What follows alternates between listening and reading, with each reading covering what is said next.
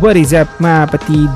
So, for today's video, no, we are going to update you again. No? I'm going to update you again doon sa latest update ni Project Sino. No? So, I hope, no, sa mga nakita na, good for you. Pero doon sa mga newbies natin, and mga bago lang sa Project Sino na hindi aware sa mga updates ni Project Sino, I hope you watch until the end of the video para malaman nyo and makita nyo rin, no, yung mga sasabihin ko and yung mga thoughts ko about sa mga magiging update, no. So, ano pa bang hinihintay natin? Tara na!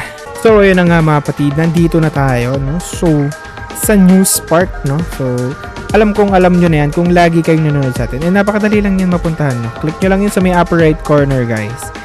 Meron dyan 3 lines, click nyo lang yung news and then makikita nyo na lahat doon yung mga updates na nire-release ni Sino. Mapanotice man yan, event, bug report, updates, no. Lahat dito makikita nyo. Alright? So, dito sa latest notice nila, no, so, about implementation of skill card balance, no, meron na naman tayo ng skill card balance adjustment, no. So, this was posted November 11. Ay, November 2 pala. No? So, 10 AM UTC.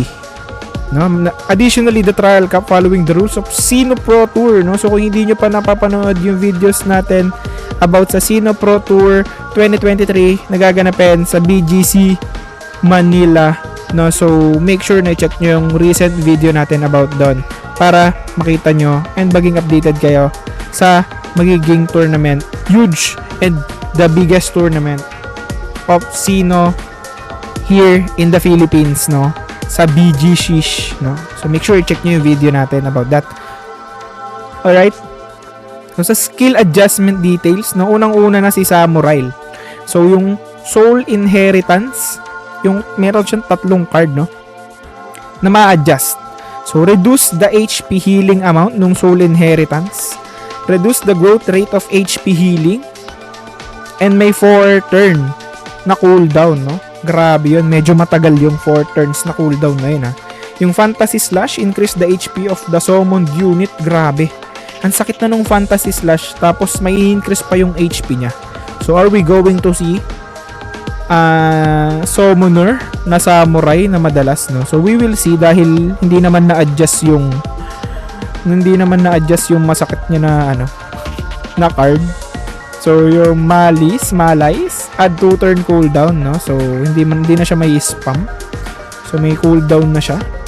So next one, kay Kuya mo Breaker, Soul Bite, no? So increase damage. May increase damage yung Soul Bite, all right? So yung Resonance, significantly increase the damage. So hindi nakalagay dito specifically kung ilan, no? So mas better kung nakalagay dito kung ilan yung specifically increase ng damage para hindi nagkakaroon ng mga glitch or bugs in game, no? So hopefully mag-release pa sila ng isang notice, no, about this one para makita yung specific adjustment, yung numbers makita. Alright, next one, si Guardian, no?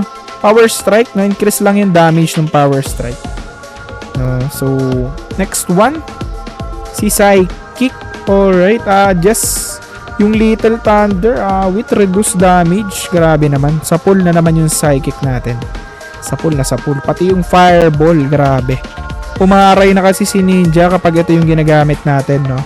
Kasi yung Little Thunder and Fireball, kapag tumama yan kay Ninja, automatic, critical talaga sa face ni Kuya mo Ninja. Alright, no, medyo masakit yan, no? Kasi main lineup natin yan si Psychic, eh. No, hindi pa kasi ako makapag-try ng ibang lineup. For the reason na wala na tayong gold coins. Ang hirap mag-ipon ng gold coins, guys. Kailangan masipag ka mag-open ng chest. Alright. Next one, si Kuya mo Ninja. Okay, yung Great Sandstorm, increase the damage, reduce the growth rate. Alright. Next one, yung Thunder Smite, increase the damage. Kasi hindi masyado napapansin tong Thunder Smite, honestly. Kapag nakakita ko ng Ninja nakalaban ko sa arena, madalang siya magamit. So, maganda i-update nila yun, no? Increase nila or i-buff nila yung ibang cards na nakikita nila na madalang magamit sa arena. And para naman ma-change yung meta. Next one, si Grappler, Rising Dragon. Add 2 turns cooldown, no? Deserve to kasi apakasakit ng Rising Dragon. Yung Galaxy, increase damage, no? So, yung Grappler natin may Galaxy. Maganda to anti-psychic kasi nagki-critical siya kay psychic.